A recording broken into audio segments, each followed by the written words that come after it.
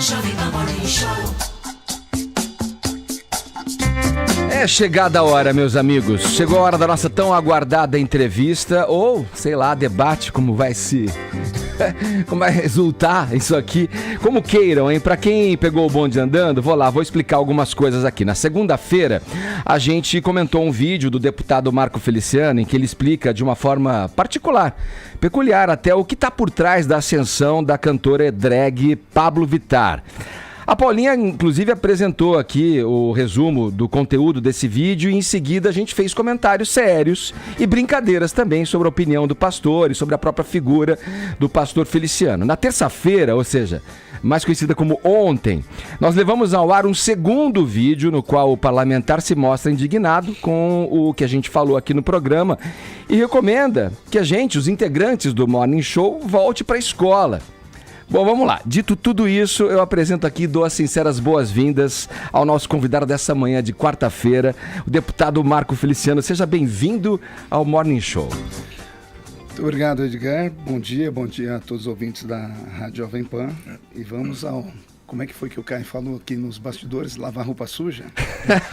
Vamos lá, sempre em alto nível. Vamos tentar assim manter um nível bom dessa conversa aqui, para inclusive ajudar a elucidar as coisas para os nossos ouvintes. Eu gostaria que o senhor reproduzisse, até em função do que eu acabei de dizer, de uma forma resumida, sucinta, vá lá, o que o senhor disse lá naquele primeiro vídeo, né, sobre o Pabllo Vittar, e na sequência também nos conte o que da nossa fala o perturbou, o indignou tanto. Bom, primeiro sobre o Pabllo Vittar, eu não tenho nada contra a pessoa dele, né? Aliás, eu não conheço nem a música dele, eu vivo em um outro mundo, né? Mas eu tenho muitos seguidores nas mídias sociais, vocês assistiram meu vídeo, deve ter visto aí quantas pessoas me seguem, e as pessoas perguntaram o que eu achava da ascensão de uma pessoa que até ontem era um ilustre desconhecido, de repente alça aí altos voos através das luzes da ribalta. E eu falei sobre um pensamento político, né? Na política nós não temos inimigos, nós temos adversários. E existem duas bancadas que são antagônicas dentro da Câmara dos Deputados. E eu falei que possivelmente, né, assim como a grande mídia já fez isso uma vez, pega uma pessoa, um ilustre desconhecido, e coloca ele em evidência, e de repente, da noite para o dia, a pessoa se torna um deputado federal. E eu falei que, segundo algumas informações extras, né, um passarinho verde me contou que haveria desejo da grande mídia em criar uma bancada que viesse ser representante natural desses pensamentos progressistas, tal. E eu chamei a atenção do meu público, chamei a atenção dos meus eleitores, para que não caísse no engodo. O deputado, o senhor acha razoável o deputado acreditar em passarinho verde? Primeiro, é essa questão que eu coloco. E independentemente da tua visão e sobre família, o senhor deve concordar que existe uma discriminação, é fato, né, contra os gays. Ele só não respondeu o que tanto indignou na nossa fala posterior. Sim. É que ele me interrompeu, eu achei que meu horário tinha sido... Eu achei que você tinha parado mesmo. Não respondeu. É que como deputado, eu sou limitado por tempo, né? Então a gente é rigoroso no tempo. Não, é ótimo, porque a gente dá uma dinâmica boa. Eu agradeceria essa dinâmica. Então veja, sobre a questão que me indignou. Bom, eu fui chamado aqui de nazista, debocharam aqui da minha sobrancelha, né? Fizeram uma apologiazinha apontando um norte como se eu fosse um homossexual enrustido, etc. e tal. E também que eu sou um ilustre solitário em qualquer festa que eu vá, né? Então isso me deixou um pouquinho indignado, eu tenho muitas pessoas que me seguem, e tudo isso na minha ausência, né? O que é pior. Bom, por isso que o senhor está aqui para a gente... que você fala de uma pessoa, é interessante que a pessoa esteja perto. Boa, por isso que o senhor está aqui para a gente colocar as coisas nos devidos então lugares. Só um minuto, Tonha, deixa eu só completar a pergunta que eu estava fazendo, eu vou passar a bola. Independentemente, eu vinha dizendo da sua visão sobre a família, o senhor deve concordar que existe uma discriminação, é fato isso, contra os gays no Brasil. O senhor concorda primeiramente com isso? Existe discriminação contra tudo no país.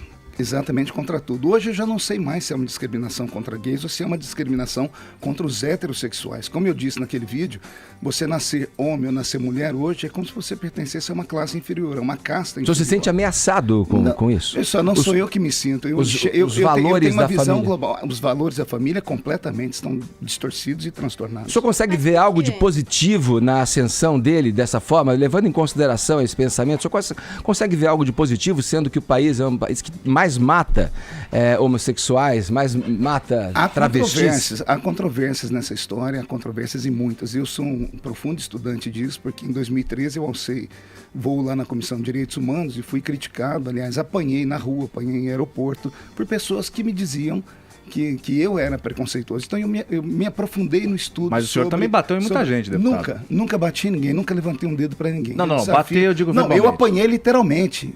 Eu apanhei dentro de aviões. Inclusive virou piadinha em muitos jornalistas, em muitos programas de rádio. Eu apanhei literalmente e sempre fiquei quietinho. O meu espírito é um espírito cristão. O espírito cristão diz assim: se você apanha de um lado do rosto, você dá o outro rosto para bater, né? Deputado, o senhor falou que ficou magoado com a minha colocação de eu dizer que o seu discurso era nazista. Aí você rebateu, falou que eu sou um pseudo-intelectual. Então estamos aqui, olhos nos olhos. Você para tentar me provar que teu discurso não tem uma base nazista e eu para te tentar provar que eu não sou pseudo-intelectual. Queria lembrar, quando eu falei no nazismo, eu queria te deixar muito claro, eu falei discurso nazista quer ter como inimigo aquele que é diferente. E o senhor deve saber muito melhor que eu, que antes de matarem judeus nos campos de concentração, os nazistas, as primeiras cobaias que eles usaram para matar são testemunhas de Jeová. E o ouvinte que não conhece essa história vai no Google e coloca triângulos roxos. Você vai ver os nazistas matando testemunhas de Jeová. Por outro lado, em particular, me choca muito o senhor, que até mostrou no vídeo aqui que você fez em resposta ao Morning Show, com tantos seguidores, com um público tão fiel e tão de frente contra o público gay. Na minha interpretação, esse é um discurso, na minha interpretação, muito parecida com o dos nazistas, que colocavam aqueles que eram diferentes deles como inimigos. Os gays são teus inimigos? Bom, quem falou de inimigo foi você. Foi você que falou de inimigo, foi você que me colocou na esfera dos nazistas, como se eu fosse um antissemita, como se eu fosse alguém que separasse as pessoas por raças, e eu não disse nada disso. Estamos no embate político. No embate político, eu iniciei a minha fala dizendo: nós não temos inimigos na política, nós temos adversários políticos. Quando você que tem uma estrutura e um conhecimento tão grande, como você citou aí um livro, fala que um deputado federal que é pastor, que é cristão, faz um discurso nazista, automaticamente você me coloca como nazista. Porque se eu defendo um discurso nazista, automaticamente eu sou um nazista. E isso não existe. Isso é horrível. Você me deixou chocado, porque o mês passado eu estive em Israel, recebi uma condecoração pela nação judaica. Eu estive em 2 museus em Israel e não tem nada pior do que a história do nazismo.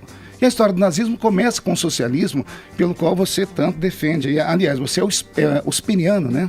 Você, a maioria daqui se são as você pessoas quer que lembrar, estudam o primeiro, você me dá licença um minutinho, o primeiro grande livro contra o PT, que vendeu 150 mil cópias, foi meu livro do Romeu Tuma. Mas não adianta então, escrever e não falar. Socialista. Não adianta escrever e praticar. Me pesquisa antes de falar não, que eu sou socialista. Eu estudei sobre o senhor, eu vi que o senhor escreveu esse livro, o senhor escreveu inclusive um livro. Eu escrevi 24 livros. Pois parabéns, eu também escrevi 21 livros. O senhor vai me deixar falar ou não?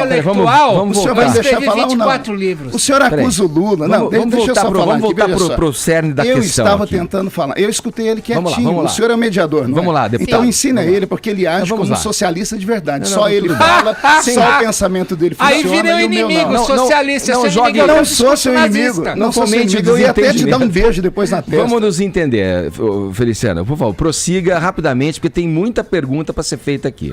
Se vocês me deixarem falar, o único pedido que eu fiz quando fiz o vídeo foi: me deixem falar. Vamos lá. Eu escuto todo mundo. Mas nós temos que dar uma dinâmica. Eu escuto todo mundo, mas me deixe falar. Todas as então, óticas só voltando a falar, ele me acusou de ser nazista. Eu não sou nazista.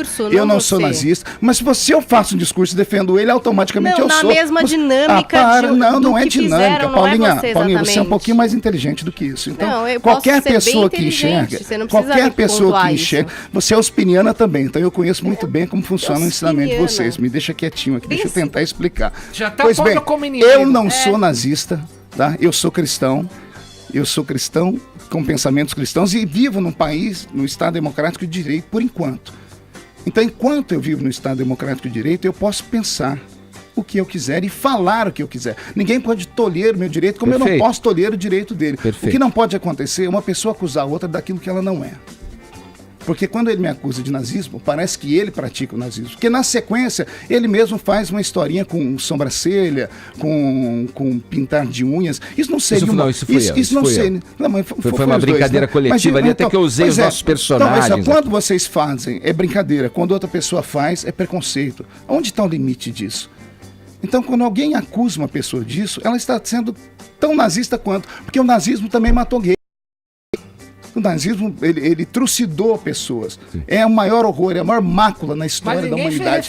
É a maior mácula na história da humanidade. Vamos lá. Sabe que, eu queria perguntar o seguinte, além do deputado Jean Willis, que aliás eu acho um parlamentar de 5ª categoria, só para registrar, quem mais faz parte da bancada LGBT? Na verdade, veja só, as pessoas confundem muito. Não existe bancada nenhuma, a não ser bancadas partidárias. Existem frentes parlamentares. Então, mas o senhor acha que pode surgir numa eleição só? Não, já existe um grande número de deputados que defendem a causa LGBT. O pessoal do PT quase todo, o PCdoB, o PSOL... Quem pensa de forma progressista. Oi? Diferentemente dos conservadores, quem pensa de forma progressista. Exato. Mas eu só quero deixar bem claro aqui que não existe nenhum preconceito contra o gay.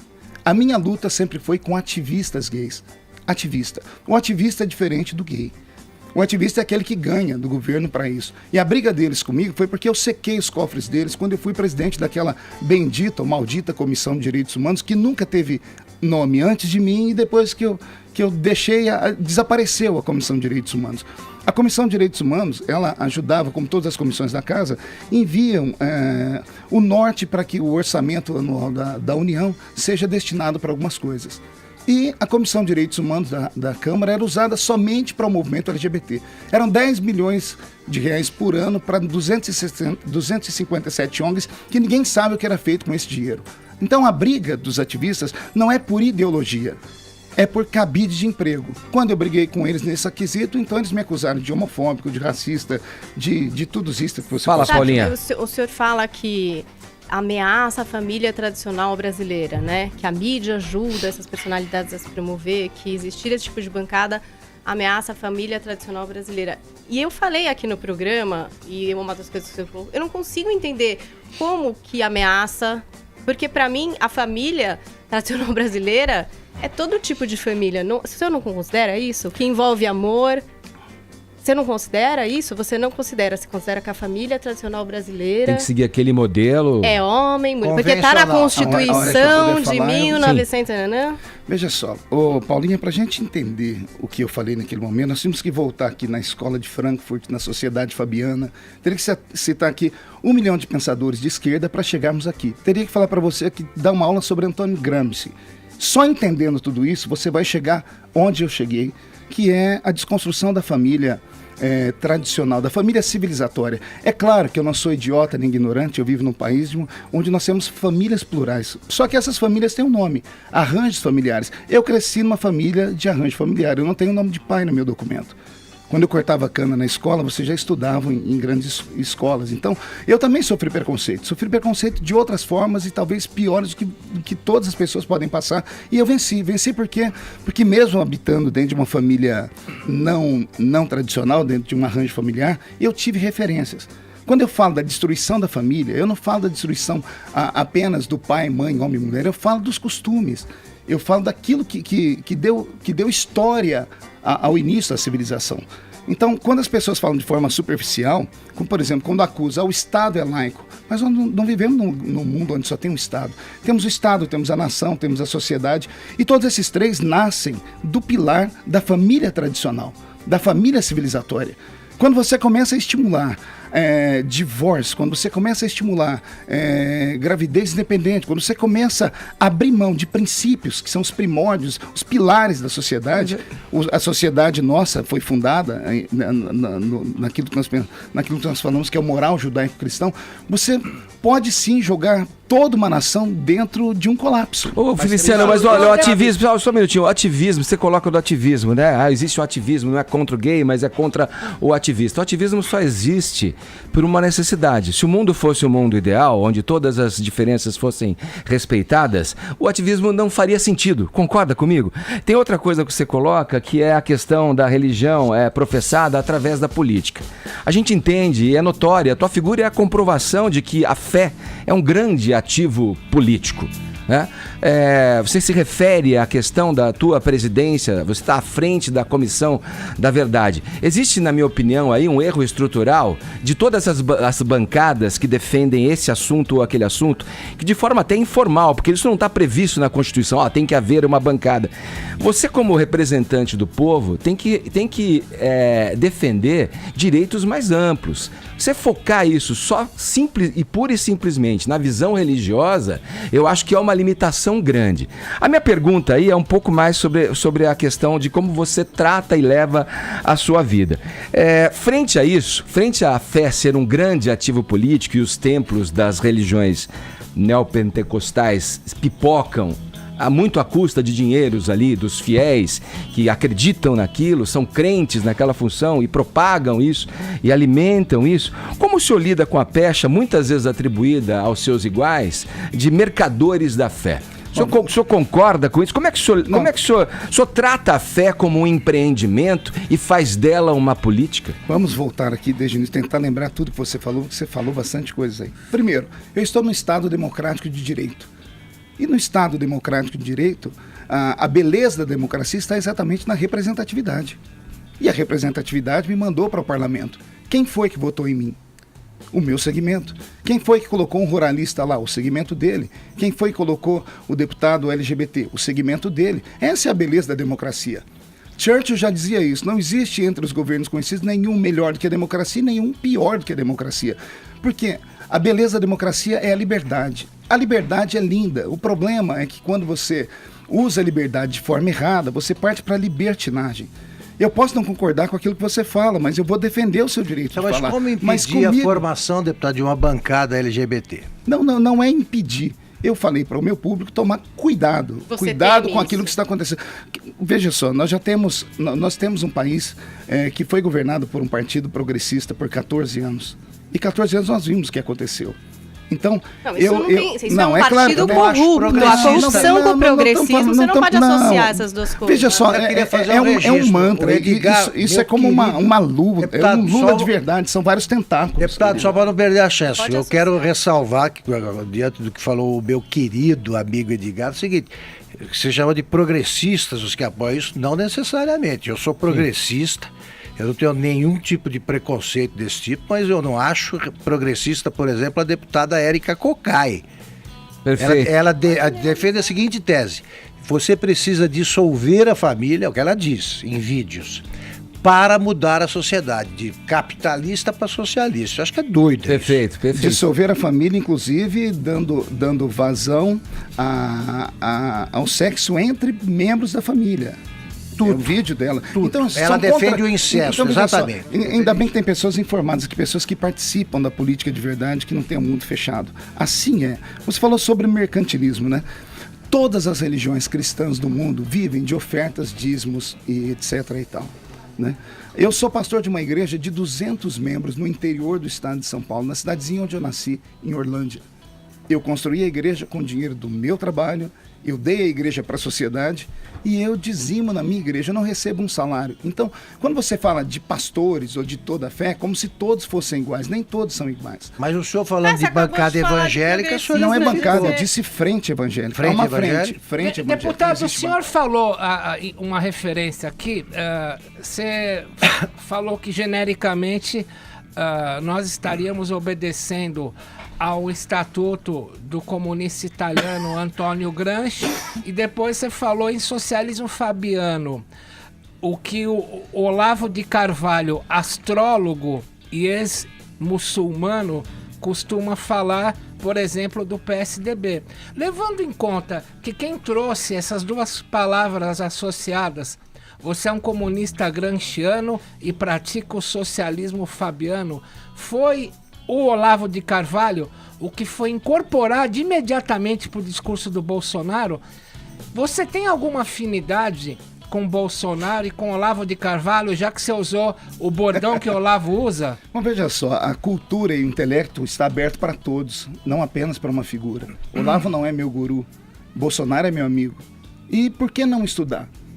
Eu estudo todas as vertentes. Talvez essa seja a diferença de criar um estado crítico, uma mente crítica, o que não acontece nas nossas escolas. principalmente nas escolas de cunho extremamente progressista, onde você só aprende uma vertente. Se você aprende sobre inúmeros que existem aí de esquerda, por que não aprender sobre Edmund Burke?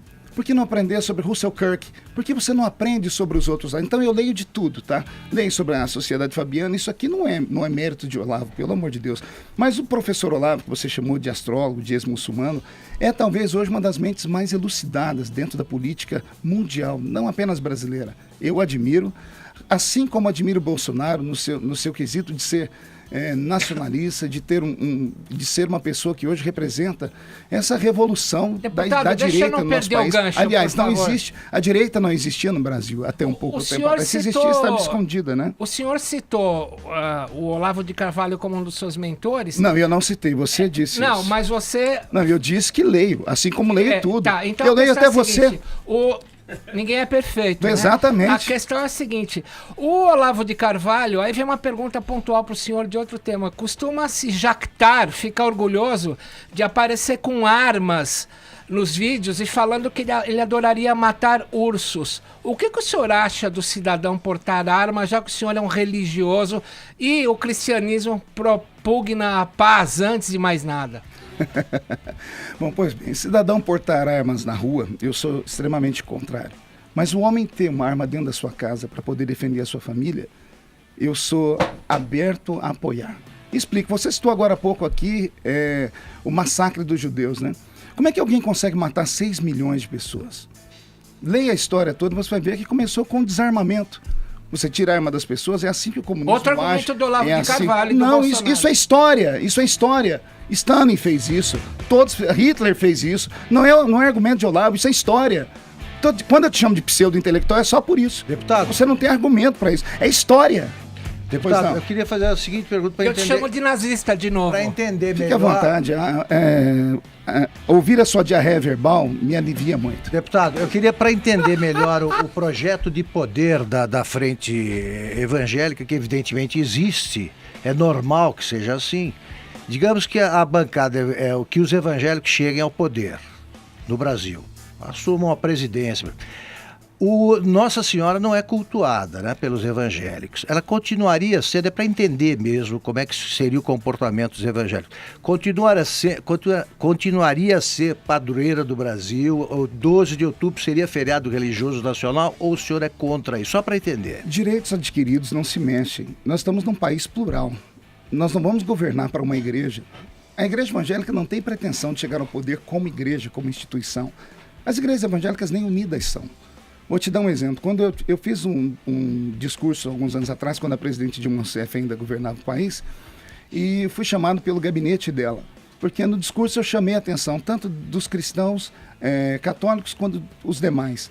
E aí ela me fez a seguinte pergunta: Feliciano, para falar com a igreja católica, eu sei quem procurar, CNBB. Eu falei com eles, eu mandei um recado para a igreja católica inteira. Para falar com os evangélicos, eu chamo quem aqui?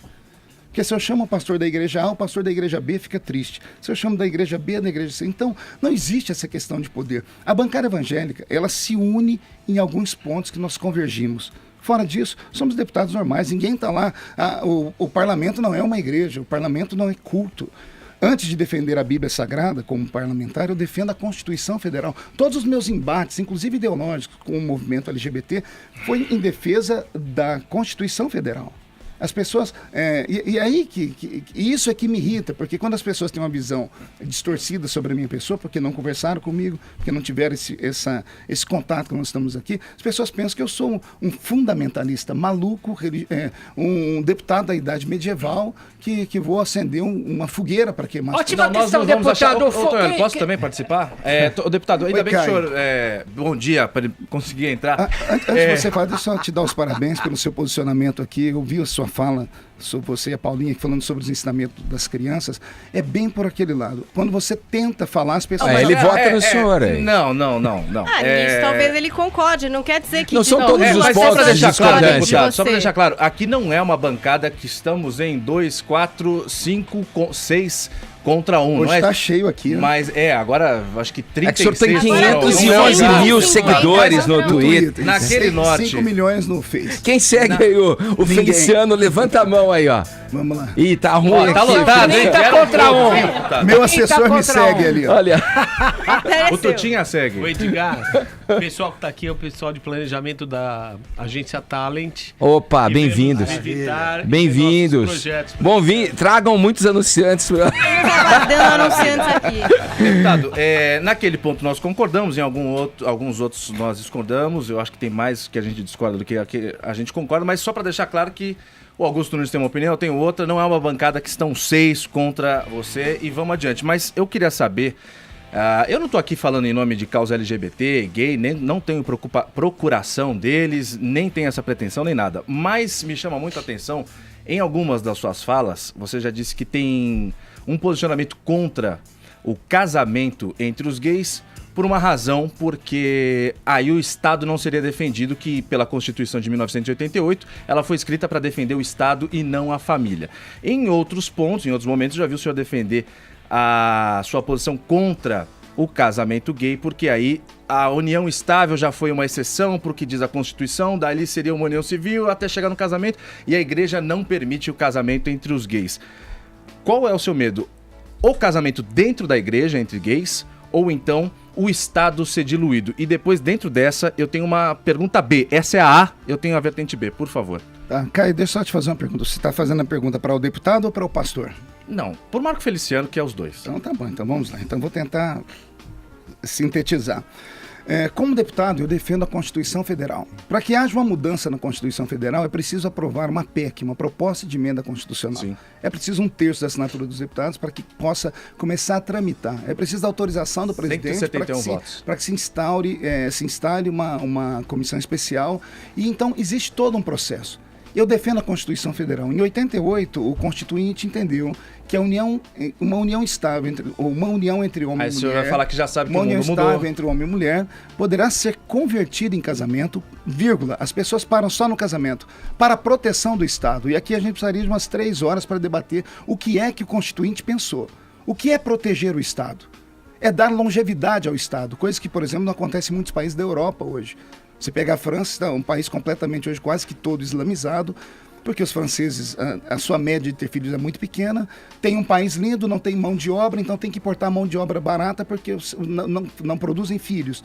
Então você cria toda uma celeuma na sociedade.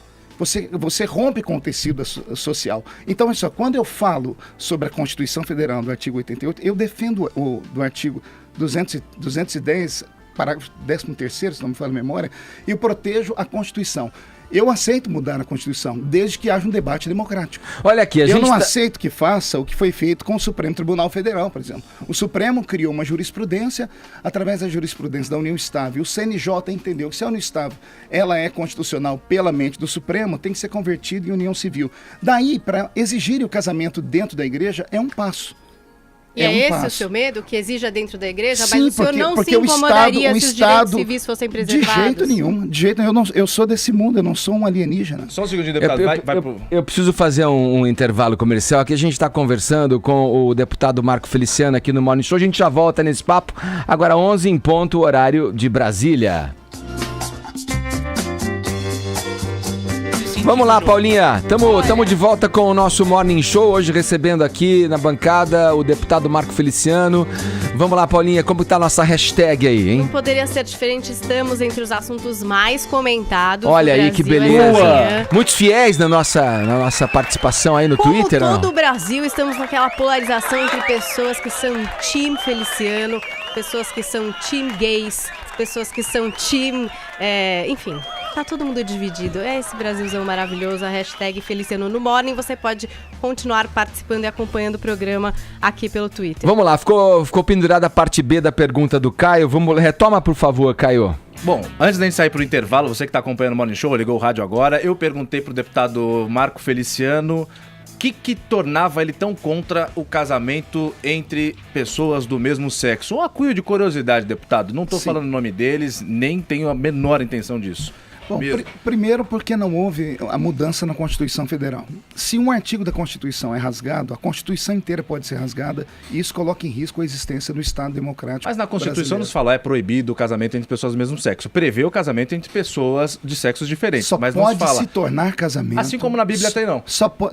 Não mistura as coisas. Constituição é uma coisa, Vou chegar lá. Né? A Constituição diz, só pode se tornar casamento a união de um homem e de uma mulher. Só isso. A Constituição Mas isso não é nisso. impeditivo, né, deputado? Se o senhor quisesse de fato defender uma bandeira, o senhor poderia argumentar, querer uma emenda constitucional, alguma mudança. Pois é, para isso a bancada LGBT deveria ter que apresentado uma PEC. Cadê a PEC do casamento gay? Não tem. Nem o deputado BBB, que eu me recuso a dizer o nome dele, que está lá em Brasília, apresentou uma PEC para haver o debate. Esse é o problema. O movimento LGBT, como é um movimento de minorias, é extremamente forte, extremamente articulado, tem que tirar um chapéu para eles, sabendo que a bancada do Congresso não é dessa, desde sempre é extremamente conservadora, nunca apresentaram nada, nem para o debate. Então, aliás, Feliciano, Supremo, deixa eu aproveitar aqui, o senhor está no segundo mandato, né, falando em propostas e tal.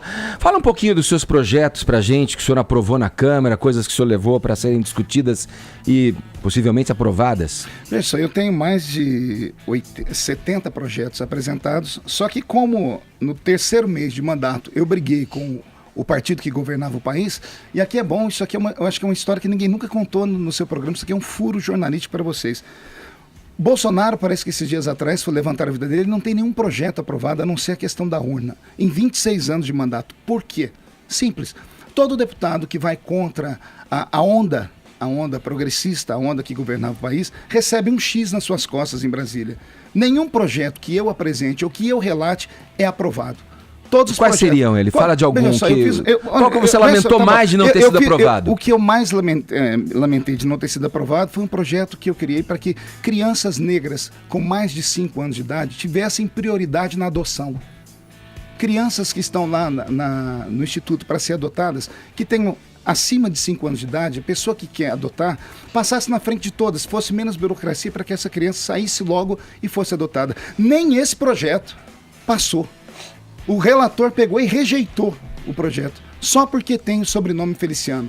Deputado, mas o senhor tem esse X nas costas? Tenho. Então eu acho que o senhor vai ter o bom senso nas próximas eleições não se candidatar. Se o senhor está de mãos atadas lá dentro... Mas quem disse que eu estou em Brasília só para aprovar projetos? O senhor está para fazer o que mais? Eu estou em Brasília para defender princípios, para defender o meu povo, para defender as pessoas que me colocam lá. Deputado... Veja só, se nós fôssemos aprovar projetos, em cada mandato nós temos 513 deputados, a cada 4 anos. Cada um apresenta no mínimo... Eu apresentei 70. Multiplique isso aí por 513, que é a média que os deputados apresentam, nós teríamos lá um sem número de projetos. O problema não é aprovar projetos. É engraçado que a o bancada problema que o senhor é pegar refere... os projetos que existem e fazê-los andar. Esse é o projeto. Essas bancadas que o senhor se refere, as progressistas, hoje em dia elas são minoria no mercado, no Congresso. O Congresso é talvez o Congresso mais conservador aí das últimas décadas. E eu sou culpado disso, você sabe, né? Pode em ser. 2013, a luta que eu passei toda e trouxe a discussão da família à baila, se tornou uma coqueluche e nós saímos de 60 deputados, por exemplo, evangélicos, para quase 100. E a bancada católica aguerrida cresceu também. O que me admira é o senhor não conseguir aprovar, é isso que eu estou dizendo. A gente não consegue por causa disso, porque esses projetos sequer andam. O presidente da comissão, que está lá na frente da comissão, ele tem a prerrogativa de colocar o projeto ou não para votar. Os meus projetos nem todos foram rejeitados. O presidente sentou em cima e não deixa votar porque eu tenho um nome polêmico, o deputado tem um nome polêmico, etc. E tal. Vamos passar a bola para o Augusto Nunes. Augusto. Eu visitei há algum tempo aquela região da cabeça do Cachorro, na fronteira com a Colômbia e com a Venezuela, no nordeste do Amazonas. E conversei bastante com os militares, que são o que há de representante do Estado lá naquela região. Sem o Exército não existiria Estado. E o general que comandava toda a tropa aquartelada lá me disse o seguinte, que eles atribuíam à pregação dos evangélicos parte do problema da difusão do alcoolismo entre as tribos indígenas, e eu explico por quê. Ele diz que a substituição brusca de deuses cultuados há séculos pelos indígenas, como o sol, a lua, quase sempre ligados à natureza, por um Deus que eles não compreendem bem, provoca um tipo de confusão mental irremediável. Essa é a tese dos militares. E aí eles dizem, o sujeito não compreende o que se passa, ele começa a beber, eles bebem de maneira diferente, né, dos ocidentais, do branco europeu. Eles bebem até ficar com aquele olhar vidrado ali. O senhor não acha que esse tipo de conversão, como foi a dos católicos na descoberta do Brasil, uma forma de autoritarismo, quer dizer, o senhor está tentando impor uma verdade a quem acredita em outras coisas há séculos. O senhor não acha que é uma violência? Bom, primeiro, me estranha o fato de uma pessoa se converter ao meio evangélico e se tornar alcoólatra. Não. A confusão mental provocada por isso, pela apresentação de um Deus que eles não compreendem bem não e que é o Deus. abala crenças seculares. Quando os portugueses aqui chegaram, só tinham índios, né? Então os índios que foram convertidos não se tornaram alcoólatra por causa da igreja, etc. Mas tiveram Veja problemas só, graves. Os católicos é muito discutível. Então, só vamos olhar para o outro lado. Esse é o seu prisma. Eu nunca ouvi falar disso, é a primeira vez. Vou estudar sobre esse assunto. Vou me debruçar Aliás, sobre quem ele. me diz, para dar nome às pessoas, foi o Sim. general Mourão, que há pouco Pronto. tempo teve problemas e deixou o exército. Veja só, eu sei de trabalhos diferenciados. Por exemplo, a comunidade evangélica chegou em muitas tribos e nós terminamos com o infanticídio indígena. Porque não sei se vocês sabem, a cultura indígena do Brasil ainda pegam crianças que nascem com a cor da pele branquinho, que nascem gêmeos e são sepultadas vivas. E eu acho a aculturação inevitável, só para fazer a ressalva. Acho que eles... Então veja só, a pessoa que se converte à fé evangélica, ela é transformada. O alcoólatra vem para a igreja e a vida dele é mudada. O índio não é. E o gay vira hétero? Olha só, não é questão de virar, né? Porque se fosse questão de virar, você desvirava facilmente. A questão homossexual, ela é um pouquinho mais profunda. É um pouquinho mais profundo. Então, se formos entrar nesse assunto, a gente já começa o debate. Não, mas eu queria que o senhor concluísse o raciocínio sobre a conversão. Então, é só, a conversão, ela só ajuda. Em todos os lugares do mundo onde o cristianismo chegou, ele só ajudou, né? É claro que toda regra tem exceção. Mas onde chega o evangelho transforma vidas. Eu fui transformado, eu era drogado. De uma família desestruturada, me converti a uma fé evangélica, uma fé Mas não é o cristã. caso dos índios. Não, mas eu tenho sangue de índio na minha veia também. Aliás, que sangue nós não temos na veia brasileira? Né? Então eu não consigo, desculpa, eu não consigo associar a ideia da conversão a uma fé evangélica. Muito simples. Levar a pessoa a confusão mental é esquisito demais, é estranho. Deputado, por exemplo, esqueça, eu estou conversando agora com o pastor, né? Esqueça os evangélicos. Se viesse, por hipótese, uma civilização extraterrestre e nos impusesse um outro tipo de crença, é claro que haveria uma confusão mental. Mas Se eles tentassem a impor fé um Deus evangélica que nós não é não imposta. conhecemos. A igreja está aberta, a pessoa vai à igreja se ela quiser. Não, mas não lá. Lá sim, da mesma Sim, mas forma. o primeiro Eu prego evangélico muito vai lá. à tribo. Eu conheço quase que o Amazonas todo. Eu estive em Manacapuru e falei para 40 mil índios convertidos. E eu não vi ninguém lá caindo bêbado. Eu vi todos eles dando testemunho. Que deixaram as drogas que são naturais lá por Cristo, que deixaram inclusive a cachaça. O problema da cachaça é o homem branco, que leva isso para dentro, dele. Então, a fé evangélica só ajuda. Deputado, Vini, por favor. Queria falar um pouquinho sobre as escolas, né? Até voltando naquele primeiro vídeo que o senhor falava sobre a ascensão da Pablo Vittar, e aí você fala da ameaça das cartilhas, né? Sim. E hoje você até explicou que existe uma diferença entre bancada e a frente e a militância, e eu acho que você quer dizer sobre essas cartilhas que querem ser impostas, na opinião do senhor, goela abaixo da sociedade, né? Existem já essas cartilhas, essa ideologia de gênero nas escolas, ou o senhor está vendo ainda como uma ameaça? Veja só, a ideologia de gênero, que é muito falada hoje a nível nacional, né, ela existe, ela é real. Nós tivemos aqui no Brasil, há pouco tempo atrás, a visita de uma das maiores mentoras da ideologia de gênero, que é a Judith Butler. Ela foi até hostilizada no aeroporto aqui por questão disso, né? Então existe isso é fato. O que é a ideologia de gênero? Ela tenta dizer ao ser humano que ele nasce um ser assexuado ou amorfo. Ele não é homem e ele não é mulher. Ser homem ou mulher seria uma construção social. Quando você tenta explicar isso para uma criança de 4, 5, 6 anos de idade, você cria uma confusão mental. Você fere o ECA. Mas para isso o Darwin tá aí, né? Veja só, mas se a gente for falar a ciência tá aí, a biologia tá aí. Assim como nós temos a trindade divina, que eu tanto venero, nós temos a trindade do mal, né? Para gente que pensa dentro do criacionismo, nós temos aí Marx, Darwin e Freud, que trio do inferno, né? Só Deus na causa. Eles conseguiram mudar uma cultura inteira de uns, né? São pensamentos. Felício? Estamos aqui para o bom debate, né? Então, veja só, eu já me aqui falando sobre a escola. Existe sim. Eu tenho um livro, inclusive, que eu trouxe, está ali com o meu secretário, depois eu posso deixar com vocês, sobre doutrinação de crianças em escola. Temos vídeos de professoras pegando para crianças em estágio de formação, ainda pegando uma banana, colocando uma camisinha. Temos vídeo de professora de 4 dentro da sala e um aluno simulando sexo com ela. Existe... Tá, eu posso concordar com o senhor nesse ponto. E isso não é na PUC, onde você estudou. Existem exageros. Não é na USP. Existem exageros de todos os lados. Para isso existe o Escola Sem Partido. O projeto que hoje está sendo debatido, né? E virou coqueluche no país todo, porque as mães e os Isso pais... não impede que o professor, o ensinante, o educador externe a opinião dele sobre as coisas. Desde que ele mostre todas as óticas, todas as possibilidades. O professor em sala de aula não tem liberdade de expressão. Discordo. Ele é pago pelo Estado. Eu discordo. Ele é pago para colocar lá dentro do Estado uma doutrina.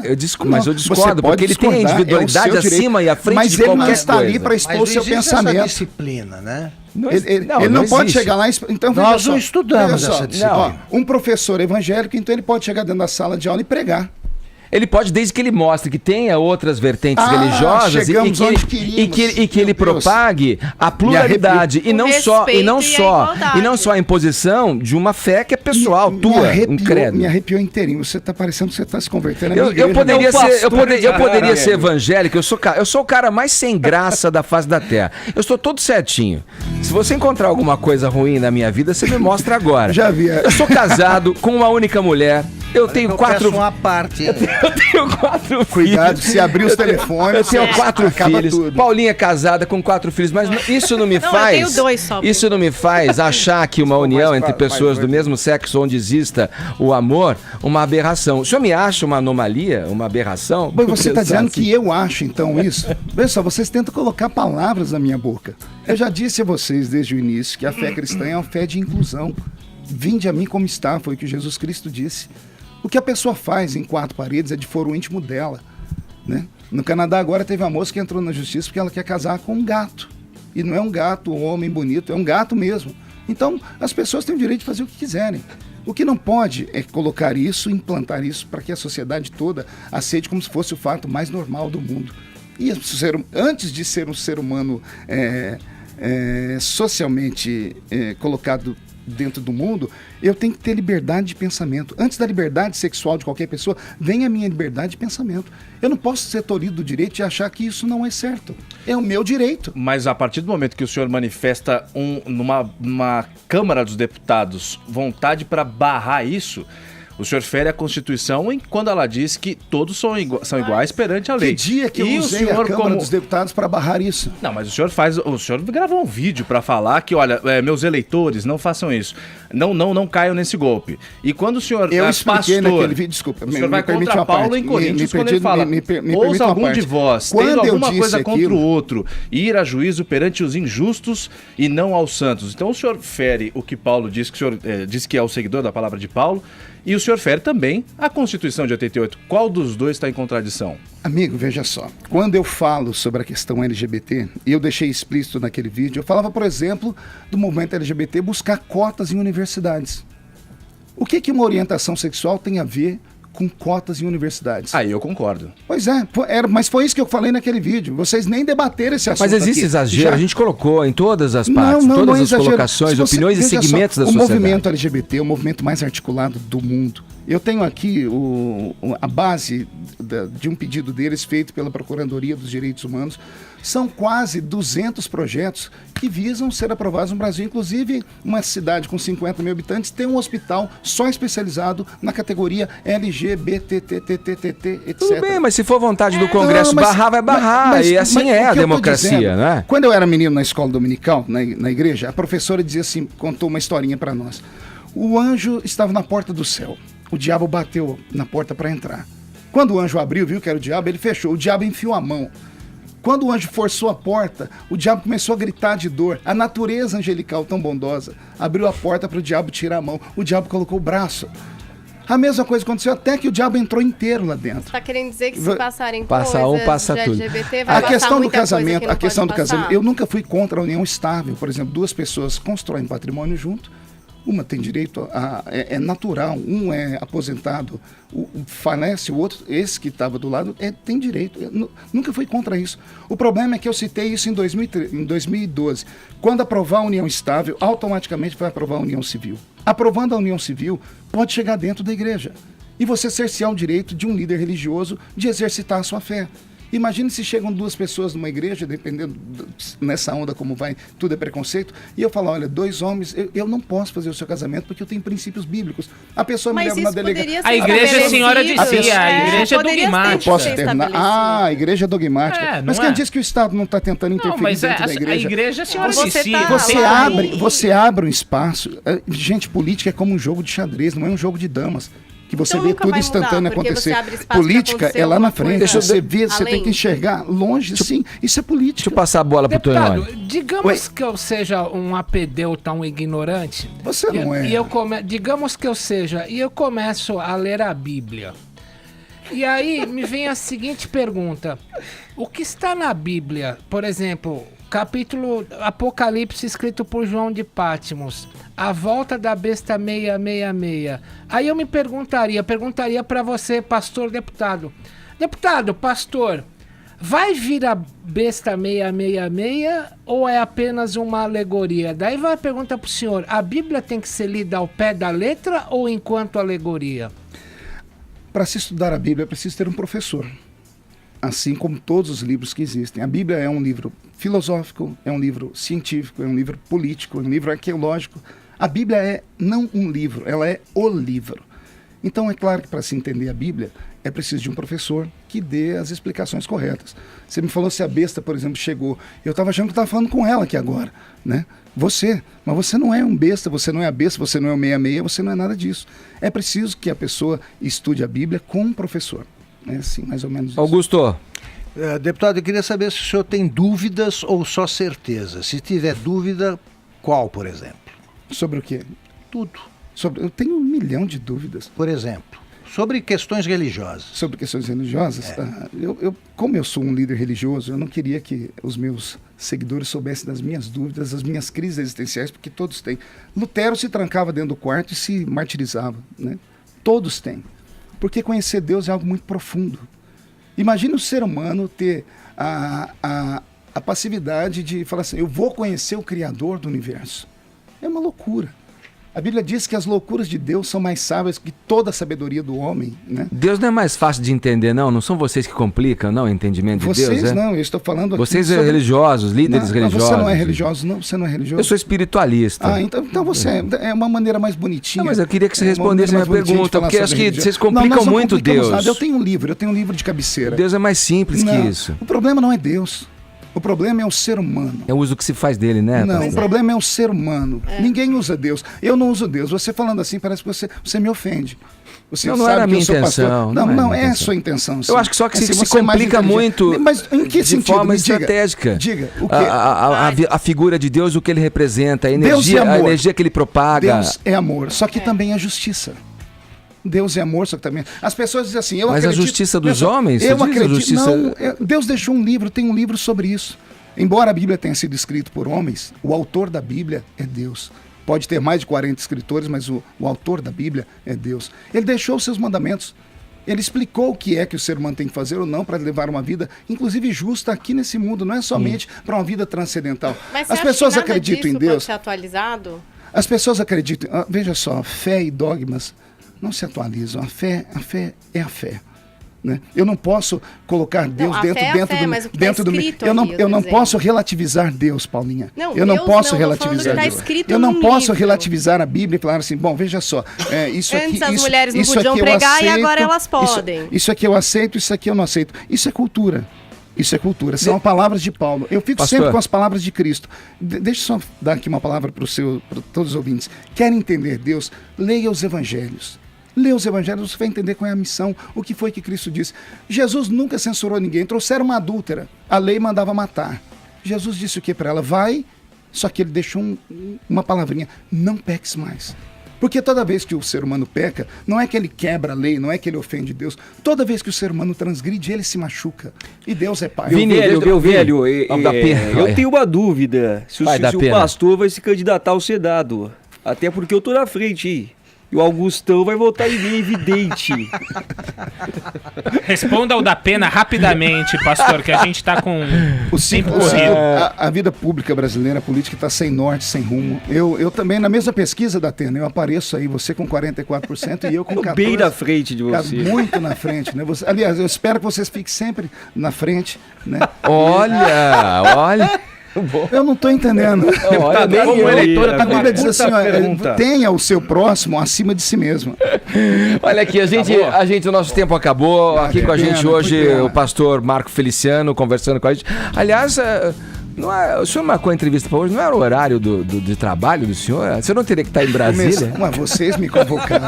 O senhor pediu a a... convocação. O senhor escalou no vídeo. A Falou, olha, eu tô me convocação. colocando. Peraí, ficou uma convocação. dúvida agora. Não, eu tô correndo para Brasília. Meu voo sai às 3 para votarmos lá. Nós que Tem dois pagamos a projetos passagem pro esperando senhor desde vir. Vocês destruíram meu eleitorado, vocês queriam o quê? Eu tenho que vir consertar minha base. Isso aqui é política também. Pastor Marco Feliciano com a gente aqui no Morning Show. É isso, muito obrigado pela presença. Eu que agradeço, aproveitando esse momento aqui, quero agradecer a toda a bancada, vocês foram muito cordiais, gentis comigo, desculpa alguma coisa. A gente é excesso. educado, a gente tenta. Mais ou menos. Há controvérsias, Ô, deputado, rapidamente, quer mandar um recado pros ateus? né? Claro, Jesus te ama. Ok. Agora, 11h29, horário de Brasília.